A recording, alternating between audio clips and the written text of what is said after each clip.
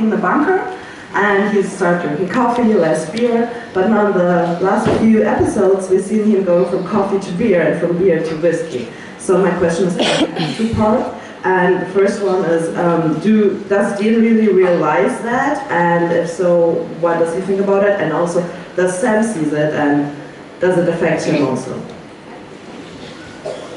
I don't think I realized it. Yeah, the beverage of choice is not entirely thought about like it used to be. What season was that? It was 7 when Dean kind of really went down the rabbit hole. Yeah, since then it's really the only thing that dictates it is the time of day. If it's morning, then it's generally coffee. If it's afternoon, beer. And if it's in the evening, it's whiskey. Or if it's been a rough night, it's whiskey all 3 of those times. So, yeah, and honestly, like sometimes it doesn't even say in the script. And it'll say, you know, the Dean comes in with a drink, or it doesn't even say it at all.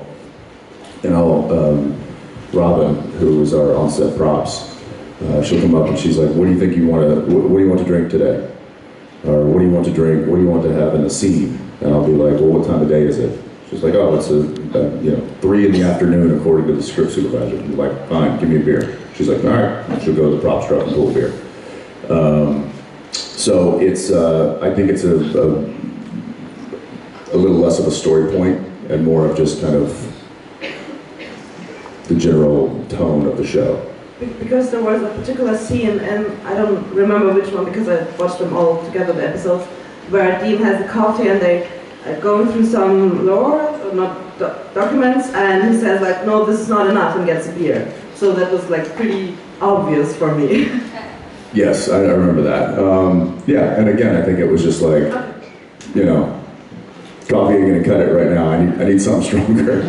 So we don't have to be worried. I don't think we have to be worried about his beverage choices. And a little fun fact for you, there's rarely ever coffee in the coffee cups. Oh, what is it? And there is, let's see, there's rarely ever whiskey in the whiskey glasses. Apple juice. No. And the beer is rarely ever alcoholic. The beer is non-alcoholic beer, so it's very unsatisfying. But comes with all the bloat, which is great. And the whiskey is Coca-Cola cut with water, which tastes great after the 7th take. There is another flask on the props cart that is sometimes we have to dip into that. And then the coffee is also Coke. It's just flat Coca-Cola. Oh my God, I'm so sorry. And every now and again I'm like, I can't do, just give me coffee. But then they have to go out and get the coffee from the craft service, they have to bring it in, and they have to keep it hot, and it's like a whole thing, because there's nothing worse for me than like room temperature coffee.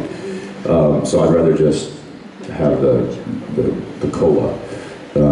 So yeah, that's generally what is in that. So sometimes if you actually see the coffee cup, you'll see the effervescence, like the bouncing carbonation. And you're like, that doesn't look like coffee. That's not only not steaming, it's sparkling.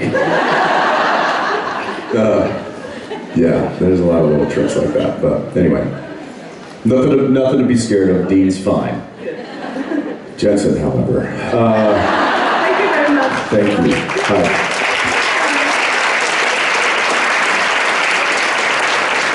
Hi.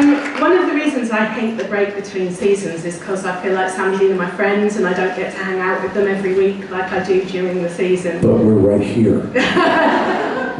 Well, my question is, do you miss Dean while you're on the summer hiatus, or is it just nice to get away from him for a while? It's nice to put that down for a bit, but it's also fun to kind of pick it back up after a couple of months. So yeah, it's a long season. 23 episodes is a very long haul, and that's we've been doing that for quite a while now. And when it gets to be the last 3 episodes, it's like the end of a marathon. And so I think everybody's ready to kind of hang it up and go see some sunshine and get away from work and from the same faces every day. We love each other, but we need a break every now and again. So it is welcomed, and that's why sometimes we let our facial hair grow out, and we maybe cut our hair differently, and it's just to kind of shake it off a bit. Yeah, look a little different. God knows what's going to happen to me when the show's over.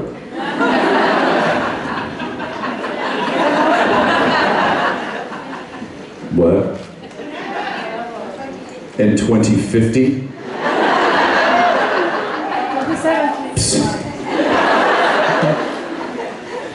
Well, then let me demonstrate.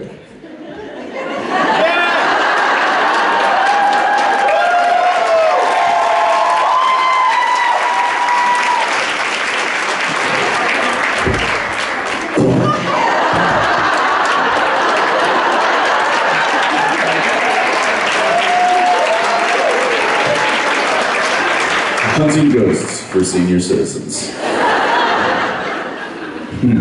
Thank you. Hi. Yeah. Hi. Hi, Jensen. We know you love to drive daily, so I wanted to know which scene was the most fun to drive?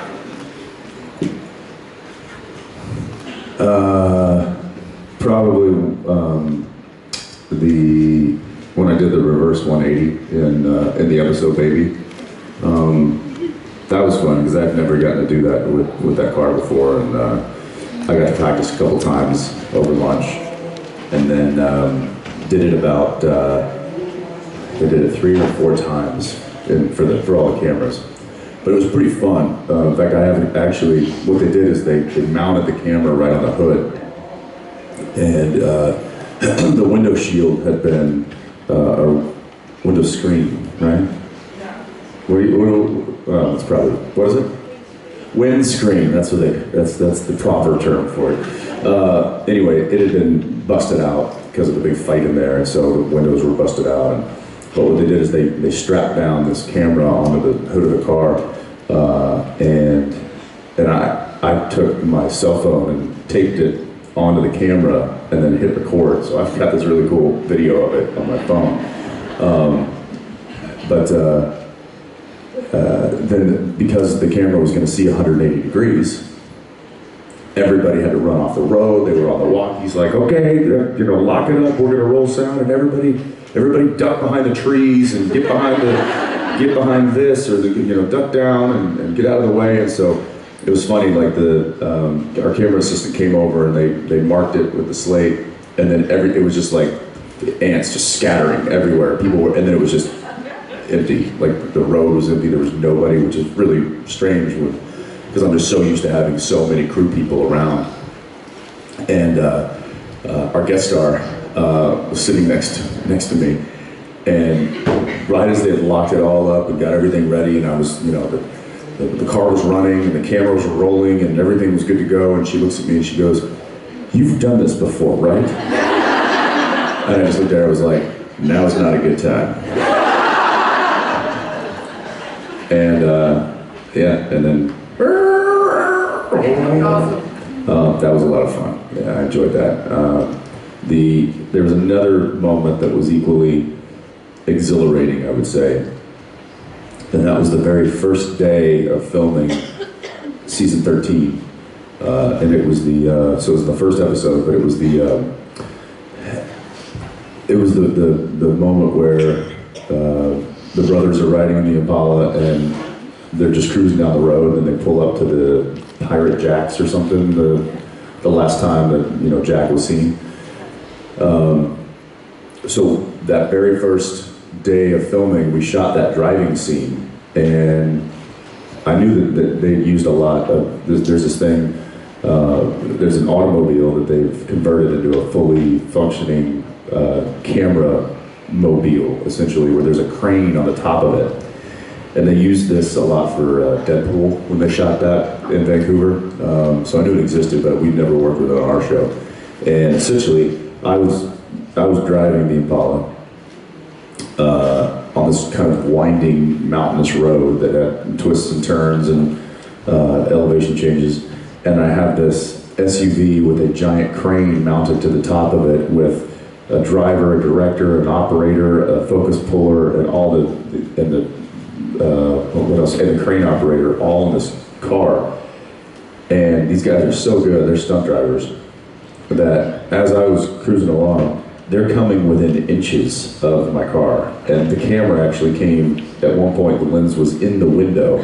Mind you, we're going 30 miles an hour, which may not seem fast, but when you've got a camera coming from the outside of the car into the window, and you're trying to constantly keep the exact speed so that they can adjust their speed, and there's elevation changes like this, that car's heavy, you get it on a downgrade, it starts to speed up, so I'm like lightly tapping the brakes to keep that speedometer on it, and it was like, I was sweating bullets, and